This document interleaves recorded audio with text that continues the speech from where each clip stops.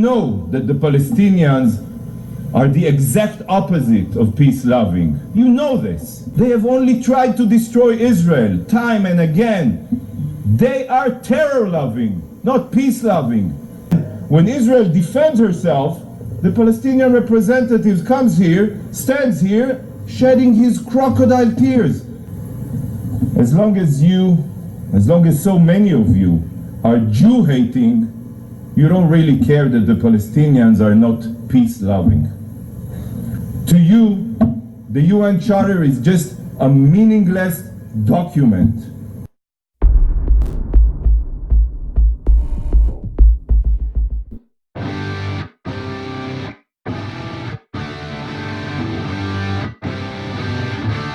But those Palestinians, they're very dramatic. Israel killing us. But they never die. I mean, they always come back. You know, they're very difficult to kill, very difficult people to kill. I know because I'm married to one. I tried many times, couldn't kill her. I mean, there's a dark humor there, and I understand why. Because no, it's not dark humor. I try to get to her every time, but she uses our kids as human shields. I can never take her out. Good morning, everybody. Welcome back to Walking the Blunt Blade. I am Oliver. Sometimes I feel ashamed to be German. Sometimes not. In this case, I'm very ashamed. When I first came to Australia, I was made, to feel ashamed because I was a Nazi and for the sins of my family and forefathers. Well, I'm not ashamed about that because it's actually got nothing to do with me. I'm much more ashamed about my own sins and the here and now, the present. Representative of Palestine has described more eloquently than I could of the slaughter and devastation that has been visited on Gaza by an outlaw Israeli regime. Israel has refused the calls by this assembly, by the Security Council, and even by its patrons and friends to halt the massacre of innocents and accept an immediate ceasefire. Indeed, there will come a day when Israel will be held accountable for the crimes that it is committing in Palestine, especially in Gaza today. And we shall work towards holding Israel and its leadership accountable for these crimes. Just recently, the UN voted in favor of Palestine having UN rights. I think there was 143, maybe 148 countries that voted yes. I think there was 9 countries that voted no. And those countries that voted no, Israel and America being amongst those, are irrelevant anyway. Who cares what they think? Where my personal shame comes in is that there was 25 countries that abstained the vote. One of those, of course, being Germany. 尊敬的以色列常驻代表，同以色列在这里辩论，不是我的本意。以色列把中国当成对手，也选错了对象。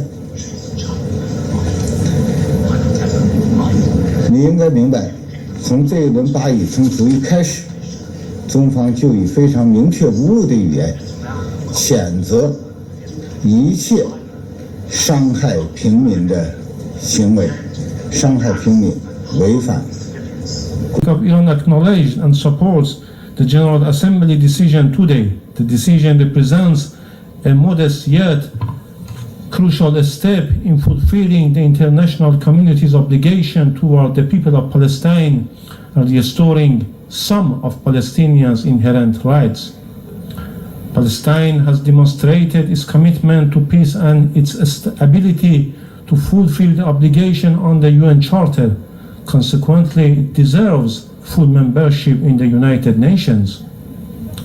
Conversely, the Israeli regime's actions disqualify and render this regime ineligible as a peace-loving entity capable of holding the UN Charter's obligations. The Israeli regime consistently violates international law, the UN Charter and UN resolutions. It refused to comply with the legally binding orders of International Court of Justice and persists in egregious violation including massacre, war crimes, crime against humanity, and act of genocide. It is my solemn duty to report on the worst of what humanity is capable of and to present my finding, the anatomy of a genocide. History teaches us that genocide is a process, not a single act. It starts with the dehumanization of a group as other and the denial of that group's humanity, and ends with the destruction of the group in whole or in part. The dehumanization of Palestinians as a group is the hallmark of their history of ethnic cleansing, dispossession, and apartheid. In the words of Edward Said, Palestinians were made orphans of a homeland by the creation of the State of Israel and its continuous policies, intended to erase their presence from their land.